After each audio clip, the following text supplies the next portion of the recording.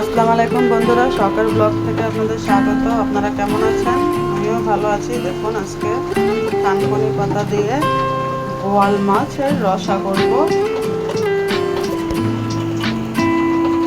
তাহলে দেখতে থাকুন কিভাবে করে। এই যে বোয়াল মাছ দিয়েছি, আর এই যে থানকুনি পাতা, এটা দিয়ে আমি এই যে বসিয়ে দিয়েছি পেঁয়াজ কুচি। এটা ভাজা হলে তারপরে আমি আস্তে আস্তে এক এক করে উপকরণ দিব। তাহলে আপনারা দেখতে থাকুন কি দিই। বোয়াল মাছের রসা করার জন্য থানকুনি পাতা দিয়ে দেখো আমার পেঁয়াজটা ভাজা হয়ে গেছে। এখন আমি লবণ দিয়ে দিব। লবণ স্বাদ মতো দিবেন। আপনারা যেটুকু খান লবণ সেই পরিমাণে দিবেন।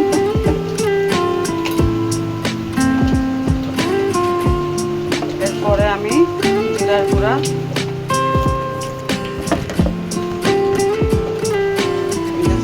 দিয়ে দিলাম 1 চামচ, 1.5 চামচ।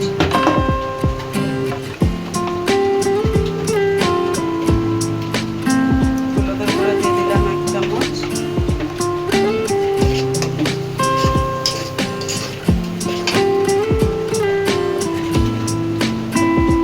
মরিচের গুঁড়া দিয়ে দিলাম।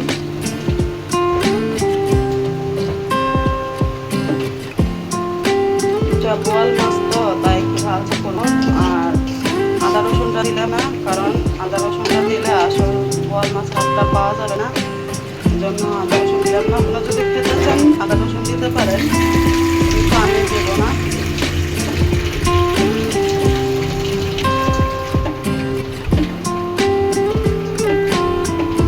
পানি দিয়ে দিলাম।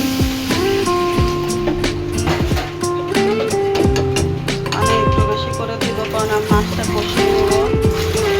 এই জন্য পানিটা একটু, বোয়াল মাছের রসা বলে।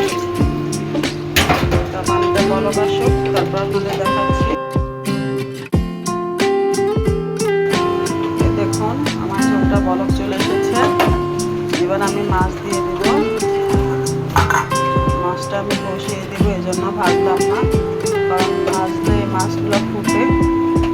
এই মাছগুলো কষিয়ে রাখলেই অরিজিনাল স্বাদ হয়, স্বাদটা পাওয়া যায়। এই জন্য আমি এটা কষিয়ে রাখবো। এই জন্য এটাকে বলছি আমি বোয়াল মাছের রসা থানকুনি পাতা দিয়ে। এটা দিয়ে দিলাম।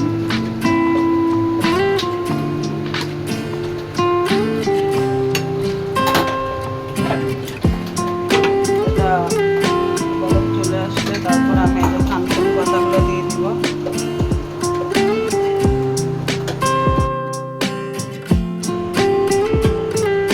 দেখুন আমার মাছের বলকটা চলে এসেছে। এবার আমি থানকুনি পাতাগুলো দিয়ে দিব। এইভাবে করে সেই সুন্দর গ্রান বেরিয়েছে বোয়াল মাছের। থানকুনি পাতাটা দিলে আরও একটা কম্বিনেশন আলাদা হবে। দুটা মিলে দুর্দান্ত স্বাদ হবে। আমি এটা রান্না শেষ হলে আপনাদের দেখাবো।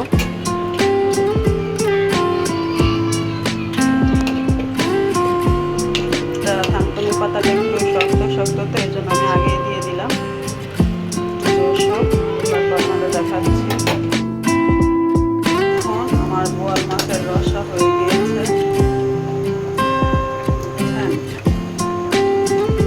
সেই সুন্দর গ্রাম বেরিয়েছে বোয়াল মাছের।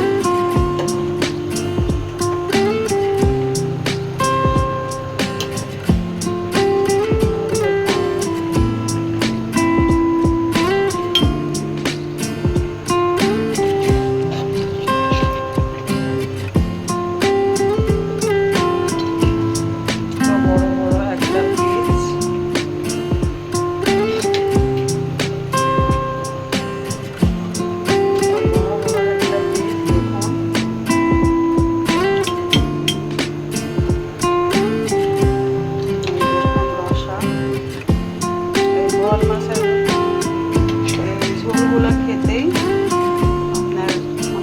লাগে, এক প্লেট ভাত খাওয়া যায়। থানকুনি পাতা দিয়ে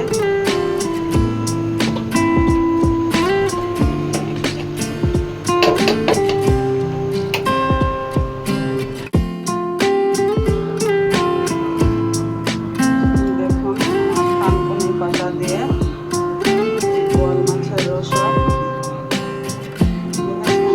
দুর্দান্ত হয়েছে। তাহলে কেমন লাগলো আমাদের জানাবেন কমেন্টে, এবং শেয়ার করে সাবস্ক্রাইব করে আমার পাশে থাকবেন। তাহলে আজকে বাই বাই, টাটা।